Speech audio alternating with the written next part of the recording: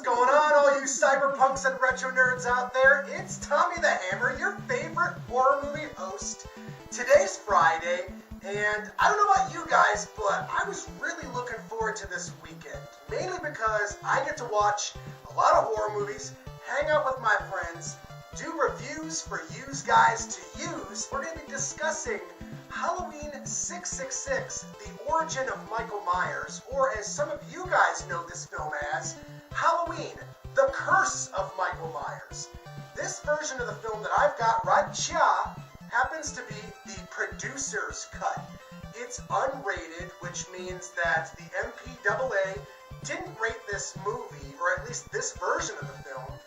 And, you know, for those of you that aren't in the know, this is part of what I consider the Jamie Lloyd leg of the Halloween franchise. See, the original two Halloween films, directed by John Carpenter, are kind of self-contained. You could watch those two movies and leave it at that. Halloween 3 has nothing to do with Michael Myers, but it's a damn good horror movie within itself. So by the time Halloween 4, 5, and 6 came out, well, those movies are self-contained into the Jamie Lloyd saga of Halloween. And I gotta be honest with you guys, I actually like those movies. There's a lot of people out there that give those three films a lot of guff, and unnecessarily in my opinion. They're really good, they're really moody, and they just send me back to my youth.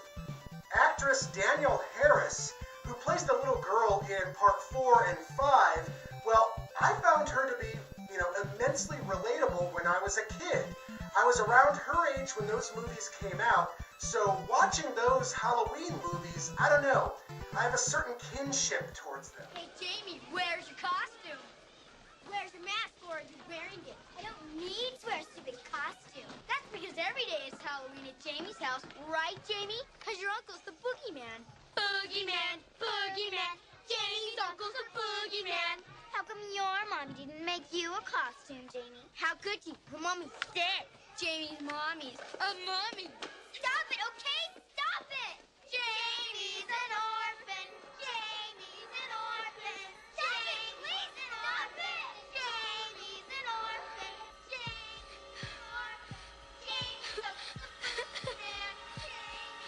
orphan. Every day is Halloween at Jamie's house. Boogeyman.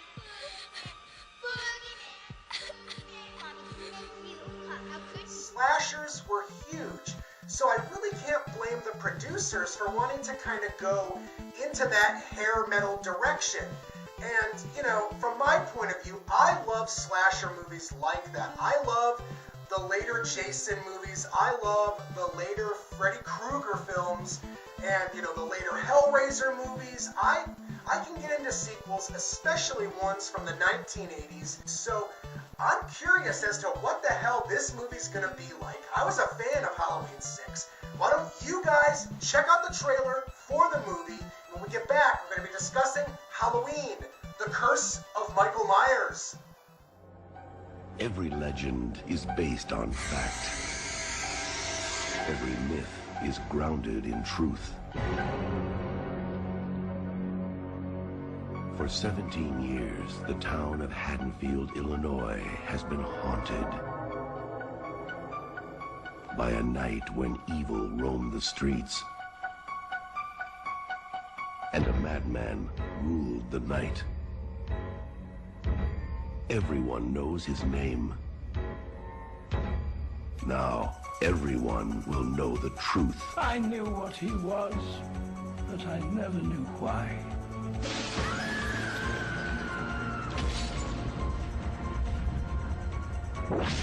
Halloween 6, the origin of Michael Myers. Okay, so this was definitely an interesting experience. This version of the film is blatantly different than the theatrical cut, and, naturally speaking, I've got some mixed emotions about this version of the film.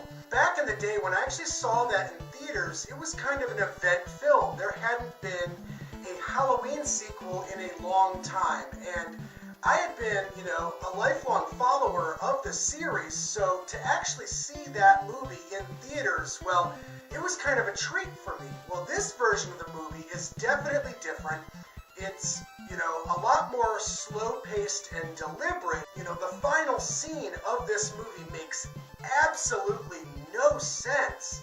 And, it's cool that, Donald Pleasance, is in this cut a lot more, but I can totally tell why the movie studio sent the film back, told the director to make cuts.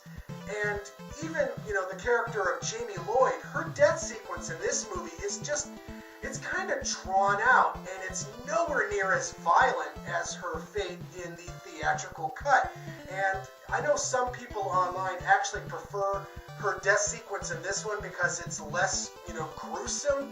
But I gotta say, guys, I actually preferred the theatrical version of this movie. So if I was rating, Halloween 6, The Curse of Michael Myers, the theatrical cut, I would give it a solid 7 out of 10. But as it is, I'm reviewing the producer's cut of the movie, and I can only give it maybe 5.5 out of 10.